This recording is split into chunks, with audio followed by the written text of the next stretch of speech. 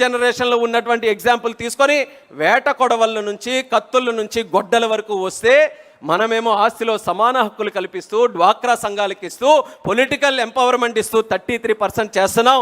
ఎక్కడైనా ఒక కంపారిజన్ ఉందా ఈ రెండు ఫ్యామిలీస్కి కానీ, ఈ రెండు పార్టీస్కి కానీ, ఈ రెండు సిద్ధాంతాలకి కానీ అనేది ప్రజలు కూడా ఆలోచించమని ఈ సందర్భంగా కోరుతున్నాను. యువతను ఇన్వాల్వ్ చేయాలి, మహిళల్ని మనం ఇన్వాల్వ్ చేసుకుంటూ ముఖ్యంగా ఈ రోజుల్లో క్షేత్రస్థాయిలో ఫిజికల్గా మనం ఎంత కష్టపడుతున్నామో సోషల్ మీడియాలో కూడా ప్రతి ఒక్కరూ దృష్టి పెట్టాలి. సోషల్ మీడియా కూడా ఒక పాఠం లాంటిదే. సామాన్య కార్యకర్త అయినా అది చూడాలి. అంటే అందులోని ఏదో అలజడి సృష్టిద్దామని కాదు, అసలు సోషల్ మీడియా ప్రచారంలో ఆ ప్రచారం ఏ రకంగా జరుగుతుంది, బెనిఫిట్గా జరుగుతుందా, నెగిటివ్గా జరుగుతుందా, దాని మీద కూడా చూసుకొని రైట్ ఇన్ఫర్మేషన్ మనం పాస్ చేయడానికి ప్రతి ఒక్క కార్యకర్త కూడా సోషల్ మీడియా మీద అలర్ట్గా ఉంటూ దాని మీద కూడా నిత్యం కూడా స్టడీ చేస్తూ ముందుకు నడవాలని, ఆ నిరంతర పరిపాలనకి వీళ్ళందరినీ కూడా ఇంక్లూడ్ చేసుకుంటూ మనం ముందుకు నడిపించాలని కూడా ఈ సభాముఖంగా తెలియజేసుకుంటున్నాను. అయితే 2019 నుంచి 24 వరకు ఆ రోజు ఉన్నటువంటి విధ్వంస పరిపాలన మనం చూసాం. ఆ రోజు ఉన్నటువంటి ప్రిజనరీ పరిపాలన నుంచి ఈరోజు ఒక విజనరీ పరిపాలనకు మనకు వచ్చాం. ప్రిజనరీ పరిపాలనలో గొడ్డలి వస్తే విజనరీ పరిపాలనలో గూగుల్ వచ్చింది. ఆ రోజు ప్రిజనరీ పరిపాలనలో గంజాయి వస్తే ఈరోజు విజనరీ పరిపాలనలో మనకి ఏఎంఎన్ఎస్ కానీ, యాంకా కానీ ఇలా రకరకాల ఇన్వెస్ట్మెంట్స్ యువతకి కాన్ఫిడెన్స్ ఇచ్చి ఉద్యోగాలు ఇచ్చేటటువంటి అవకాశం వచ్చింది. ఆ రోజు ప్రిజనరీ పరిపాలనలో డెడ్ బాడీలు డోర్ డెలివరీ చేస్తే ఈరోజు విజనరీ పరిపాలనలో ఫోన్ల ద్వారా వాట్సాప్ గవర్నెన్స్ డెలివరీ మనం చేస్తున్నామన్నది కూడా తెలియజేస్తున్నాను. ఆ రోజు శవాల మీద రాజకీయాలు చేస్తే ఈరోజు యువతకి ఉపాధి అవకాశాలు మనం ఇస్తున్నాం. ఆ రోజు 3 మొక్కలాట ఆడితే ఈరోజు ప్రజా రాజధాని అమరావతిని మనం తీర్చిదిద్దుతున్నాం. ఆ రోజు సంక్షోభం ఉంటే ఈరోజు సంక్షేమంతో ముందుకు వెళ్తున్నాం. అది ప్రిజనరీకి విజనరీకి ఉన్నటువంటి తేడాన్ని తెలియజేస్తున్నాను. ఈరోజు కేంద్ర మంత్రిగా ఒక అవకాశం వచ్చిన తర్వాత 2024 తర్వాత 2 డావోస్ కార్యక్రమాలు జరిగాయి. డావోస్లో వెళ్ళిన మొట్టమొదటి సంవత్సరం వెళ్ళాం. జనవరి 2025 ముఖ్యమంత్రి గారితో కొన్ని కార్యక్రమాల్లో కూర్చున్నాం. అన్న లోకేష్ అన్న గారు కూడా ఉన్నారు.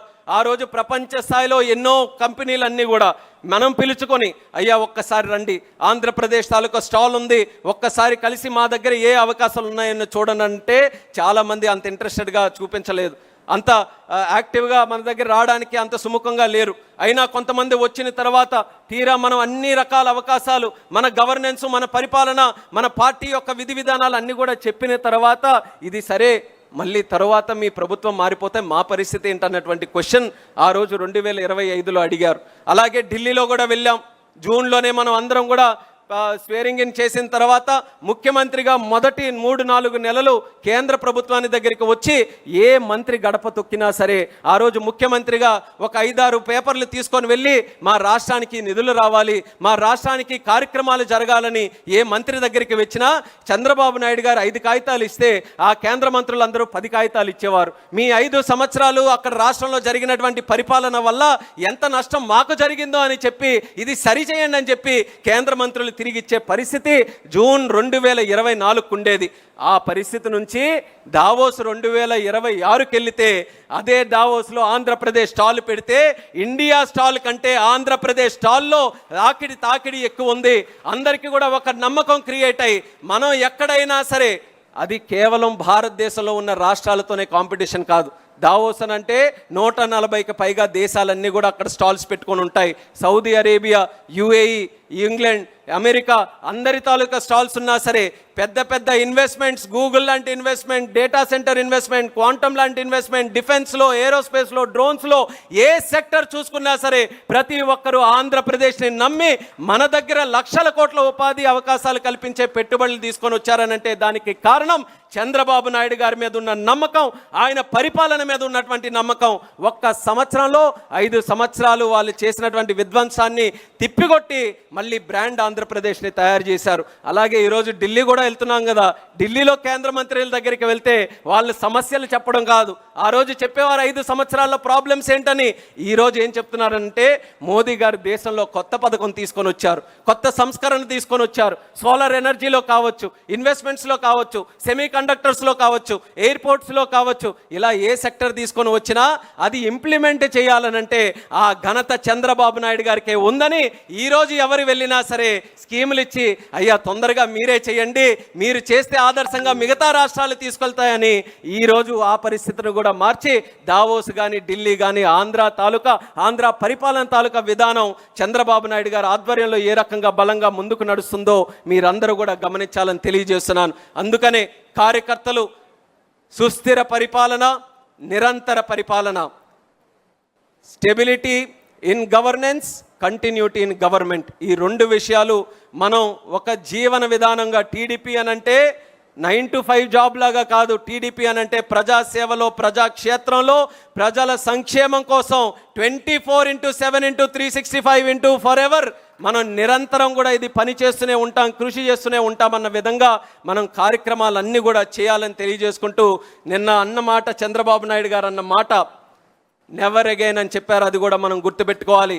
గొడ్డలి నెవర్ అగైన్, కూటమి అగైన్ అండ్ అగైన్ అన్న విధంగా ఏ ఎలక్షన్లు వచ్చినా సరే కూటమి ప్రభుత్వాన్ని మనం ఏదైతే భారతీయ జనతా పార్టీ, జనసేన, తెలుగుదేశం ముగ్గురు కలయికతో మన ఆంధ్రప్రదేశ్ రాష్ట్రానికి కేంద్రం రాష్ట్రం ఒక కోఆపరేటివ్ ఫెడరలిజం స్పిరిట్తో మనం డెవలప్మెంట్ చేసుకుంటూ ముందుకు వెళ్తున్నామో అది ఎక్కడా కూడా ఎటువంటి అడ్డంకులు కానీ బ్రేక్స్ కూడా రాకుండా మనం కంటిన్యూస్గా దానికి ముందుకు నడిపించాలని మళ్ళీ తెలియజేసుకుంటూ, ఈ యొక్క రాజకీయ తీర్మానం ప్రతి ఒక్కరికి కూడా ఒక జీవిత విధానంగా ప్రతి ఒక్కరు కూడా దీన్ని అలవాటు చేసుకొని ముందుకు నడవాలని తెలియజేస్తూ, ఈ యొక్క కార్యక్రమంలో ఎంతో చక్కగా మనం స్క్రీన్లో కూడా చూస్తున్నాం. 15 లక్షల మంది వరకు కూడా పార్టిసిపేట్ చేసి మనకి నిత్యం బలాన్ని ఇస్తున్నటువంటి కార్యకర్తలు.